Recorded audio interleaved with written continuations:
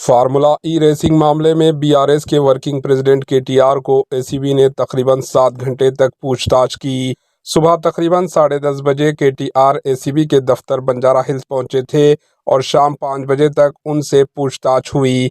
पूछताछ के बाद केटीआर मीडिया से बातचीत करते हुए केटीआर ने बताया कि वो एसीबी के साथ मुकम्मल ताउन के साथ तैयार है और जो भी सवालात किए जाएंगे वो उनके जवाब देंगे। केटीआर ने कहा उनके खिलाफ झूठा केस दर्ज किया गया है। केटीआर ने कहा पूछताछ के दौरान बार बार एक ही सवाल पूछा गया। उन्होंने कहा कि 4-5 सवालात चीफ मिनिस्टर रेवंत रेड्डी की तरफ से तैयार किए गए थे। केटीआर ने कहा जब रकम कंपनी के अकाउंट्स में जमा कर दी गई है तो बदउनवानी का सवाल कहां होता है। मीडिया से बातचीत के दौरान पुलिस और केटीआर के दरमियान लफ्जी बहस देखी गई, जिसके बाद केटीआर तेलंगाना भवन रवाना हुए, जहां बीआरएस के लीडर्स ने केटीआर का शानदार इस्तकबाल किया। Bureau report, AHN news.